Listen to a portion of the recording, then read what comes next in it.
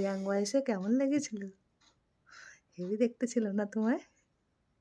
কটা মেয়ে পটিয়েছিলে? হ্যাঁ? দিদিমা কই মরে গেছে? দিদিমা মরে গেছে?